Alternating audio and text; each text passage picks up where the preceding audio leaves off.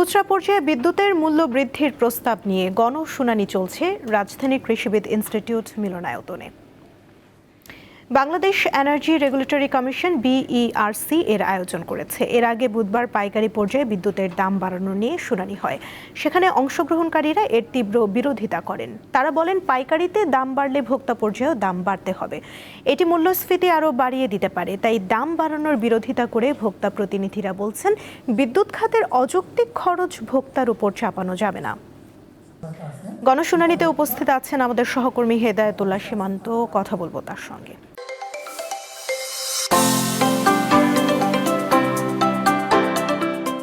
সীমান্ত, গণশুনানিতে এখন পর্যন্ত পক্ষে বিপক্ষে কি মতামত উঠে এসেছে, জানাবেন বিস্তারিত।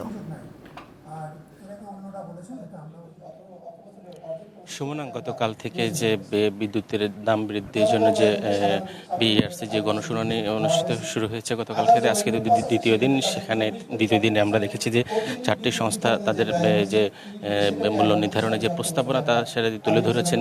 সেখানে ডেস্কো, নেস্কো এবং কি এই যে পল্লী বিদ্যুৎ, তারা তাদের সে প্রস্তাবনা তুলে ধরেছেন। এই মুহূর্তে যে কমিশনের পক্ষ থেকে সে মূল্যায়ন তুলে ধরছেন এবং সেখানে এখন পর্যন্ত 4টি সংস্থা তাদের প্রস্তাবনা তুলে ধরেছেন। গতকালকে আমরা যদি একটু আপনার মাধ্যমে দর্শককে জানাতে চাই, সেখানে প্রথম দিনে বিদ্যুৎ উন্নয়ন বোর্ড বা PDB জানা বর্তমানে প্রতি ইউনিট বিদ্যুতের পাইকারি দর 60 টাকা 4 পয়সা হলেও উৎপাদন খরচ পড়ছে 13 টাকা 19 পয়সা।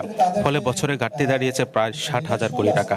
মধ্যপ্রাচ্য যুদ্ধের প্রভাবে চলতি অর্থ বছরে সেটি দাঁড়িয়ে 63,000 কোটি টাকা ছাড়িয়ে যাওয়ার আশঙ্কা করছেন।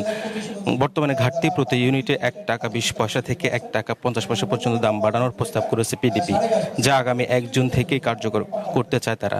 তবে ভোক্তা অধিকার সংগঠন এবং সাধারণ বিদ্যুতের যারা ভোক্তা রয়েছেন তারা তার বিরোধিতা করছেন। তারা বলছেন, এই পর্যায়ে যদি বিদ্যুৎ দাম বাড়ানো যায়, তাদের গ্রাহকরা একেবারে অনেকে তাদের কষ্ট আরও বেড়ে যাবে এবং কি যে যে নিত্যপণ্যের বাজারে যে মূল্য বাড়তি, সে বাড়তির কারণে এবারে যদি যেটি তারা পাইকারি পর্যায়ে দাম বাড়ানোর প্রস্তাব করেছে 21 থেকে 29% দাম বাড়ানোর প্রস্তাব করেছে PDB এবং কি খুচরা পর্যায়ে 15 থেকে 29%, যার কারণে কিন্তু এই যে এত পরিমাণে বিদ্যুতের দাম যদি বাড়ে, সেখানে ভোক্তারা আরও কষ্টে পড়বেন।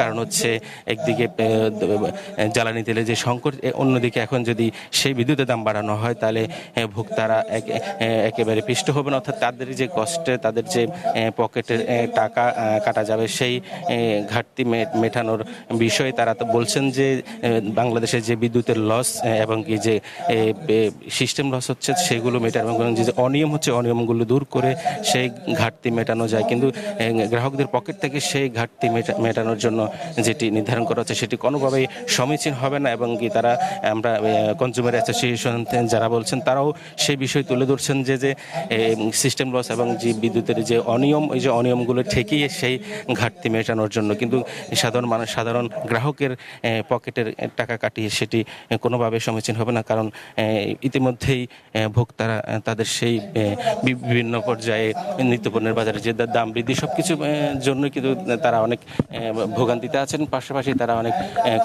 কষ্টে রয়েছেন। এর মধ্যে যদি বিদ্যুতের দাম বাড়ানো হয়, তাদের সেই কষ্ট আরও বেশি বেড়ে যাবে। এ পর্যায়ে ভোক্তারা বলছে এবং যারা কনজিউমার্স অ্যাসোসিয়েশন আছেন, তারা বলছেন যে কোনোভাবেই এত বেশি বিদ্যুতের দাম বাড়ানো সমীচীন হবে না। সেই বিষয়টি সরকারকে এবং কি যারা BERCর প্রতি আহ্বান জানিয়েছেন, সেটি যেন তাদের ভোক্তাদের যে তাদের সহনীয় পর্যায়ে রাখা হয়। সুমনাই ছিল আমার কাছে BERCর যে বিদ্যুতের দাম বৃদ্ধি যে গণশুনানি, সেই শুনানির সর্বশেষ তথ্য। আমাদের সাথে যুক্ত ছিলেন সহকর্মী হেদায়েতুল্লাহ সীমান্ত।